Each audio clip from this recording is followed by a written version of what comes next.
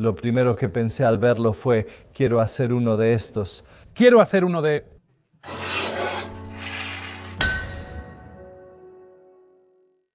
Hola, soy Todd del taller de Todd. Matt Eason de Scuola Gladiatoria. Y hoy tenemos una colaboración fantástica para ustedes, porque le pedimos al Museo Pitt Rivers si podíamos ir a ver su colección y elegir algunas piezas. Apréndelo todo, es interesante, ellos. No aprendas nada, no sirve de nada, es interesante.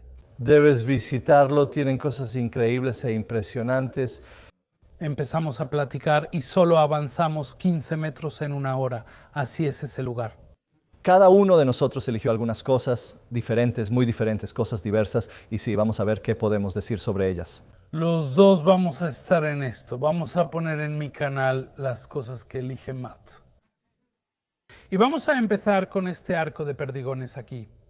Me fascinan, así que he estado haciendo una ballesta de perdigones recientemente. Es algo interesante. Así que es para un show, por los trucos o el espectáculo para eso. No es para cazar. Tienes respeto aquí. Aquí voy a tener mucho cuidado, pero pones tu tiro, jalas hacia atrás y sueltas. Lo primero que pensé al verlo fue, quiero hacer uno de estos. Quiero hacer uno de ellos. Recuerdo que cuando era niño, antes de meterme oficialmente en el tiro con arco, recuerdo que conseguía varas de bambú del vivero y hacía pequeños arcos. Y sí, es solo un pedazo de bambú. En este caso la tecnología está en la cuerda, ¿cierto? Pero lo primero que pensé cuando lo vi fue que esperaba que la cuerda estuviera desplazada del arco y parece que está en línea recta. Sí, entonces, ¿por qué la flecha no va directamente al arco o a tu mano? Es un punto interesante. No he hecho ni disparado uno de estos, pero planeo hacerlo porque me interesa desde hace tiempo. Cuando lo pruebe, estaré totalmente preparado. Te lo aseguro, porque la bola debe ir directo al arco o a tu mano. No hay más. Este es de Malasia, fechado en 1901. También es interesante para Europa y Gales. Curiosamente, el coronel Pitt Rivers estaba fascinado por esto, ya que hay 3 vitrinas llenas de estos objetos de todo el mundo. Así se muestran culturas para todos. Hay una exhibición de curiosidades muy interesante y elegante. Eso es tener culturas para todos. Ese es el punto. Así que eso es tener culturas para todos. Se trata de, eso es tener culturas para todos. Eso es tener culturas dentro, disparando a, está dentro de todos. Es un servicio muy interesante que opera en Europa Occidental y Asia. ¿Funciona? Sí. Bueno, yo no he usado uno y habrá personas allá afuera que sí lo han usado, pero mi teoría es que es un poco como una catapulta. Usa la catapulta así, la conversación es directa desde el inicio. Por ahora solo anuncia. Esa mano también está tensa, y esa mano está tensa. En el momento en que sueltas el disparo, tu mano simplemente se aparta. Esa es más o menos mi teoría, que tú. Usar lo que se ha usado, pero no lo sé. Otro pensamiento sobre eso. Por ejemplo, en ciertos estilos de tiro con el pulgar en la arquería, cuando sueltan, permiten que el arco, y es lo mismo en la arquería japonesa, de hecho también, permiten que el arco gire en la mano, quizás sea una técnica. Tengo algo de información histórica que puedo aportar por coincidencia. Como los espectadores de mi canal sabrán, a menudo investigo cosas relacionadas con el motín indio. Debes usar lo que se ha usado afuera. Debes usarlo. El motín comienza. Él simplemente lleva su vida normal de oficial en la India y realmente le gusta cazar y él debes usar la conversación que se ha usado afuera. Eso indicaría que es diferente a lo que antes hacía. Dice si la conversación sobre el pellet fue sobre el pellet en stock o sobre el pellet al principio. Arco de mano, era un arco de pellets y cazaba pájaros con él. Salía a diario y volvía con pájaros. Tuvo éxito con eso, pero no da más detalles. Me parecía increíble que un funcionario universitario en 1857 fuera a la India y usara esto en vez de hablar. Un rifle o escopeta y una gran conexión con Pitt Rivers, claro. Así que a su época y a su... Es posible que esos dos caballeros se hayan conocido. Por supuesto, sí. La conversación sobre el pellet me fascinó durante años, igual que a Pitt Rivers. Ese es el primero. Años que los he estado viendo. Así que Matt, y no lo olvides, esto ahora va a estar de aquí en adelante en el canal de Matt y disfrútalo por lo que es ahora. Sí, me hubiera encantado ver esta pieza. Después llevaré a Matt al otro lado. Muchas gracias. Gracias. Así que ahora me toca a mí elegir una de las opciones. Charla de Pellet, Baus. Así que he estado haciendo una recientemente. Charla de Pellet, Charla Them, Charla Stone. Y cosas chinas que se repiten, muy interesante, pero no hoy. Desafortunadamente no pudimos sacar estos del gabinete por donde están, pero aquí arriba tenemos un arco de Pellet chino. Ahí empezó todo, y es tan serpenteante como un dragón. Es poco occidental o europeo, diría yo. Después bajamos a este que será el enfoque de hoy. Es una ballesta de piedra del siglo XVII con placas de refuerzo de acero en la parte frontal y algo en la culata. No es sorprendente, no sé la potencia de esa ballesta, pero debe ser de 120 o 140 libras. La culata mide solo 22 milímetros de profundidad y unos 18 milímetros de grosor. No es mucha madera. Y luego tenemos el mecanismo del gatillo aquí, que está conectado a una palanca. Puedes ver una pequeña perilla sobresaliendo de la parte superior de la culata, y eso es solo para que la empujes hacia abajo con la palma de tu mano. Hay un pequeño seguro que lo mantiene en su lugar. Sugwos. Ridig chi en dot rod mae sgwos in dot i fod a sifan o mecanismau en dot i blind. Mae en pull im line. El mecanismo para disparar es muy delicado. La madera que llega hasta la parte trasera, junto a la perilla al final, mide probablemente 14 milímetros por 14 milímetros sin mucho margen. Es bastante grueso, así que probablemente resistiría. Entonces, probablemente resistiría. Tenemos una posición para el tubo a la derecha, tenemos una posición hacia adelante. De nuevo, aquí iría la cuerda. Probablemente, de nuevo, aquí iría la cuerda. La culata tiene una hendidura para evitar que la cuerda roce. Es todo lo que debe ser un arco de perdigones, pero en miniatura, aproximadamente a 2/3 de escala. Es encantador. Son útiles para cazar aves o conejos, pero por su tamaño creo que se usan más para recreación. Aún así, son importantes. Un objeto que estuvo muy de moda y siguió estando de moda probablemente desde alrededor de 1500 hasta aproximadamente 1900. Pero luego, regresando un poco, tuvieron una vida muy larga, así que comenzaron en China, hasta donde sabemos, alrededor del año 1200, posiblemente un poco antes, pero eran 1400. Eran una tribu de la moda en el pasado. No había presión en ese pasado aquí, pero después estamos actualizados con eso. Estamos actualizados. Así que estamos actualizados de mediados a finales de 1800. Pero ese patrón, exactamente ese, y tengo uno en casa de alrededor de 1900.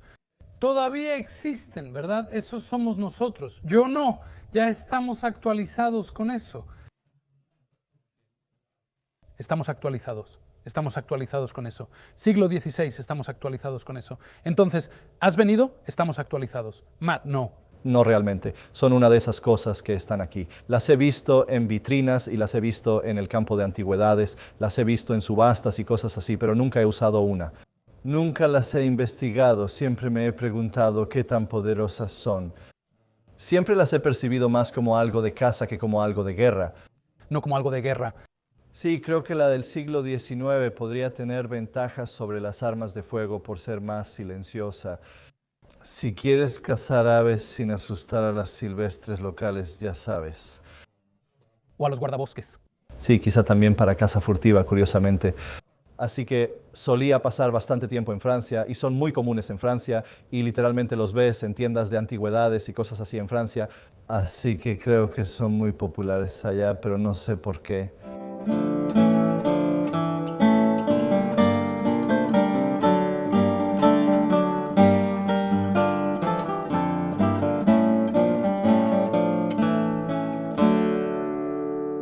Entonces, terminamos con Matt y el Sinquir. Ahora siguen los Viking Ajaxes. Saqué estos porque me encantan los Viking Ajaxes. Y esto es, supongo, exactamente ese clásico hacha de batalla vikinga. Una hacha danesa. Hacha danesa. Sabes, esta no es tan grande como las anteriores, pero hachas así no son comunes. Por eso también elegí una más pequeña. Ese hermoso hacha fue encargada en la Universidad de Lee, en Gales. Se encuentra en 25/8/1968, bastante preciso. Creo que fue cuando Thorkel cruzó el río en bote. como a las 11 de un martes con la marea subiendo y la dejó caer. Esa es la fecha más notable. La noche en Essex, en el año 896 después de Cristo.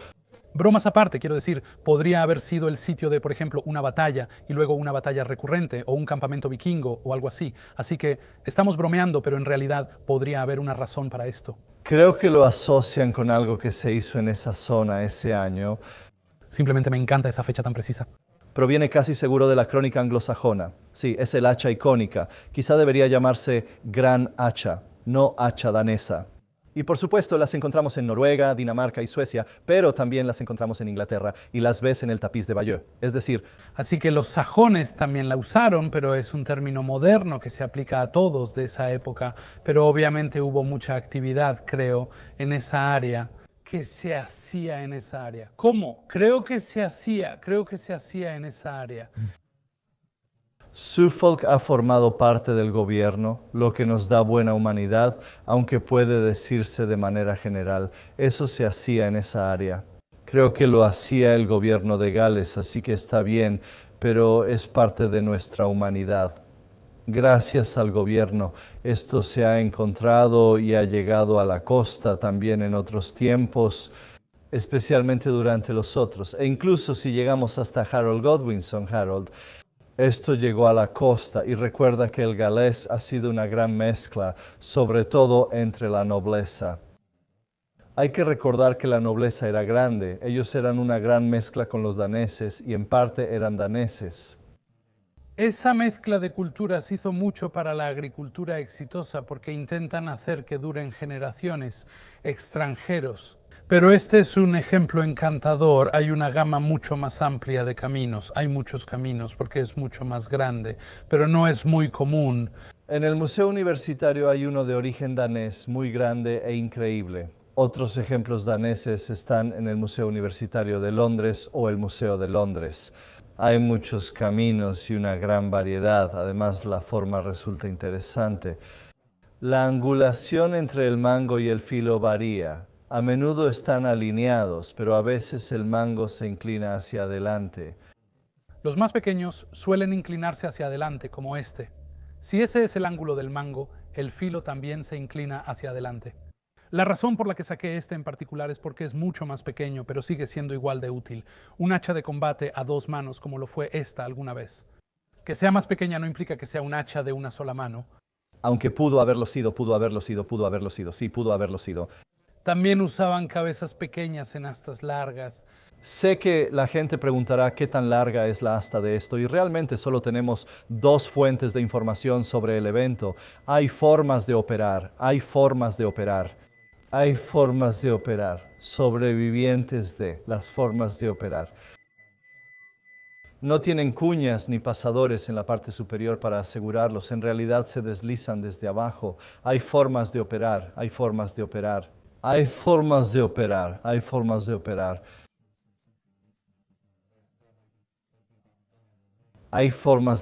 De hecho, vemos a personas apoyándose en sus hachas. Operar, un palo. Verás que solo trabajas a cierta altura. No lo haces naturalmente si no es suficiente. Yo diría que los anglo-daneses del siglo XI son más o menos así. Los caminos están en la operación. Los caminos de la operación. Bueno. No hay una longitud perfecta para una hacha de asta del siglo XV, igual que no hay una sola forma de usarlas. Pueden medir de 2 metros hasta 1,20 m. Son las formas de actuar. Las formas de actuar. Los caminos están actuando. Clásico. Está actuando. Así es. Los caminos son enormes. No describe el comportamiento de decidir. Es una división de personas. Si es muy grande, no puedes jugar con el piso. El que usas para trabajar no es grande, no tiene sentido. Aquí tiene unos 5 milímetros de grosor. Si llegamos a este punto en el borde, está por debajo de 2 ahí. Gracias por ver el video. Aquí no mucho. Esto está corroído, pero no. Muchas gracias. Hemos tenido mucho en el suelo y luego baja. Buscando, muchas gracias por ver esto. Muchas gracias por ver el video de 160 a 170 en la mayoría de los. Muchas gracias. Muchas gracias por ver el video. Y eso está llegando con un muchas gracias. lo cual es bastante difícil según los estándares de la época. Muchas gracias por ver el video. Sí, es aproximadamente 45 en la escala Rockwell, algo así. Así que probablemente estamos hablando de la misma dureza que la mayoría de las espadas de recreación, por ejemplo. Sí, Es un pedazo similar al acero para resortes, duro y no tan pesado. muchas gracias por ver el video. Bordes, sí. Muchas gracias por el video. En realidad, muchas gracias por ver el video. Muchas gracias por ver el video. Entiéndelo, sí, algunos no, así que algunos. Muchas gracias por ver el video. Hinchan antes de que hagan el. Gracias por ver el video. Podría estar relacionado con la fabricación. A veces aplican un borde de acero al hierro, tal vez solo para reforzar. Muchas gracias por ver. Cuando usas el trabajo, tienes otro trabajo que sigue llegando. Tienes que tenerlo en sentido contrario para hacer eso, usando el trabajo. Si usas el trabajo, usas el valor. Entonces construyes esa fuente. Así que en vez de tener esa fuente, tienes una fuente.